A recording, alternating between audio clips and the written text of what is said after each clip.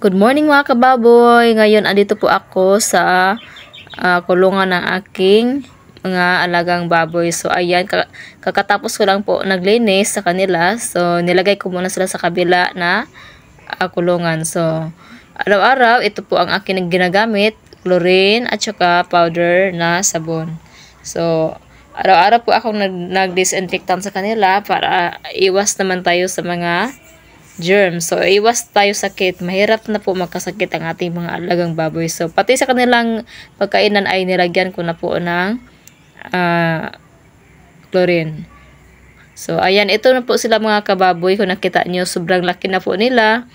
Mag 3 months na po sila this coming April 14. So, tumitimbang na po sila ng 70 to 80 kilos.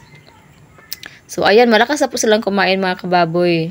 Peds mga kababoy, hinahaluan ko na po ng darak ng mais at saka kahit anong gulay sa palengke, sa market, yung makukuha namin katulad ng mga gulay, mga dahon ng repolyo, mga kalabasa, talong batong. So, ayan mga kababoy, dahil malakas na po silang kumain, ayan, hinahalo ko na po sa kanila.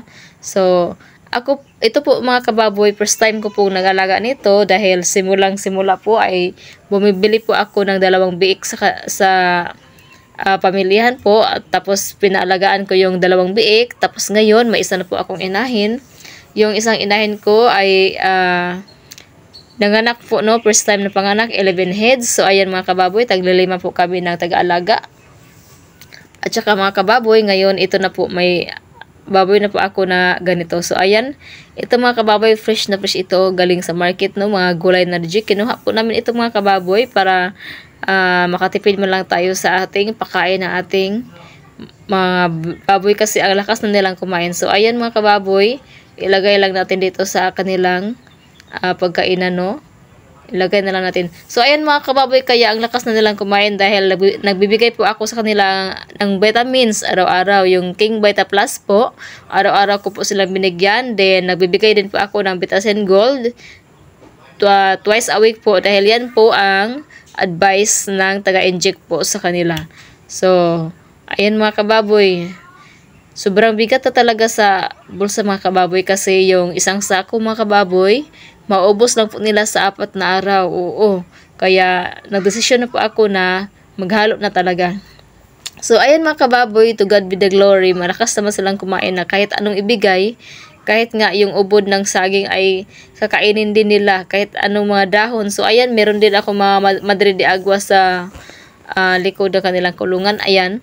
Yan din ang ibinigay ko sa nila na pang pa-snack, no. So dati mga kababoy, 5 times a day talaga ako nagpapakain sa kanila. Kaya ang lakas silang lumaki. Ngayon mga kababoy, tumimbang na sila ng 60 to 70, papuntang 80, ayan. Nagpapakain na lang po ako sa kanila. 2 araw na lang po. 2 beses sa isang araw na lang po. Kasi ang lakas na po nila talagang kumain. Tapos, damihan ko ng pagbigay. Tapos, yung binigay ko sa umaga, hindi po nila maubos sa tanghali.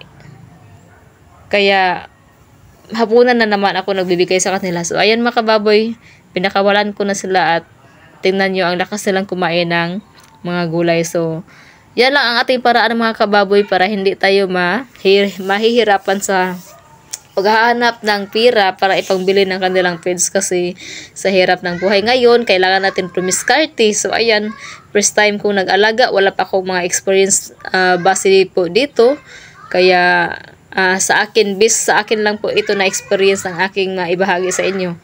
At sa susunod mga kababoy ay i-update ko kayo sa 3 months and a half na plano namin ibenta. I-update ko po kayo kung ilang timbang na ba sila at ilang kilo at saka magkano ang benta nila, ilang lahat. So ayun mga kababoy, mas maganda talaga kung may sarili tayong inahin dahil sarili din nating mga biik at saka baboy. Yung problemahin natin ay pagkain na lang. So maabot mga kababoy, i-update ko lang po kayo. Hanggang dito na lang po ako. Salamat mga kababoy. Bye!